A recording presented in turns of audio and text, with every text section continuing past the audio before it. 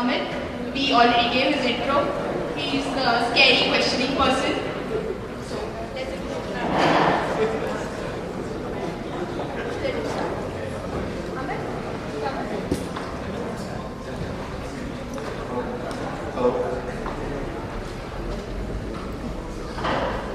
Good evening, everyone. Today I am going to talk about one of the most important characteristics of all animals, and that's the tendency to form groups. So let us actually begin with why do animals really form groups? The reason is very simple. It's survival. May it be anything. Maybe protecting yourself, your young ones, finding a mate, hunting down bigger animals, anything. It's actually survival, and that's why you need to work in groups so that you can live long. Humans are also animals, and we are not well equipped with like strong jaws or claws, anything of that sort like other animals. But we have still survived for a long, long time. How have we been able to do that? It's just that we form groups, we use our intelligence to create weapons, clothes, and we have survived. Not only that, we have actually managed to cage the king of the jungle, the lord of the jungle. And after doing all this, we proved that we were the strongest and the toughest animals on this planet. But then we realized that there is something bigger that we can do with teams and groups.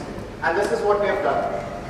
We have built computers, we have gone to the moon, we have built cars. And all this may have just been a vision of one person. But a team was required to do this. One person couldn't do it alone. So if vision, growth, and the urge to evolve results into groups, this has always benefited the human race. But I want to focus on something else.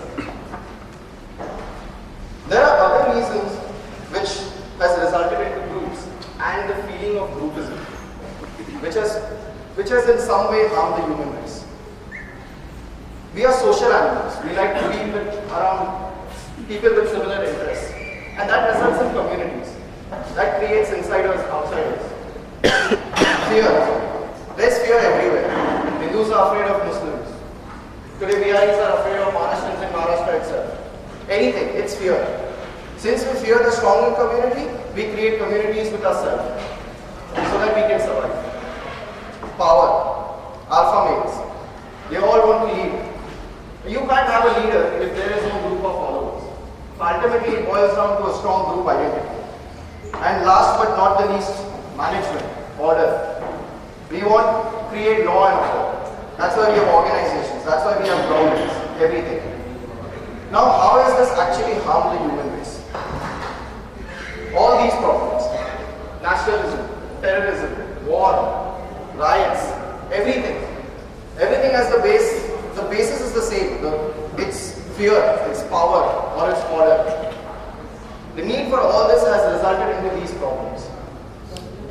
This is how the world used to look like. Just land and water. No boundaries, nothing. But this is what we did. We divided it into countries, continents. And when we were not satisfied with that, we went ahead and did this. Further, states, cities, inside cities, smaller cities. We just ended up creating boundaries and boundaries. Not only this, many other reasons, based on skin, color, based on religion. All religions talk about the same thing. There's only one God. They all lead you to God. They tell you to do the right things and the wrong things. Then why so many religions? Why do we need to divide the whole world into these so many different aspects? And on top of it all, money. The cause of all problems. So if fear, power and order results into groups, this is what it does. It creates boundaries. It creates a big circle around your group. And anybody who wants to enter this group has to answer so many questions. Now, I would just like to conclude by having you guys look at these three sets of animals.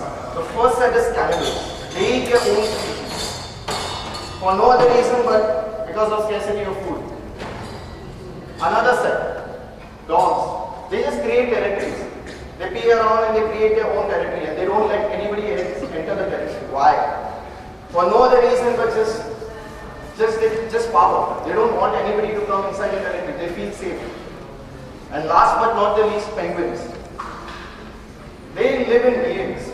They also form groups so that they can survive, so that they can breed. But they don't care who comes and who goes out. They live in millions and billions.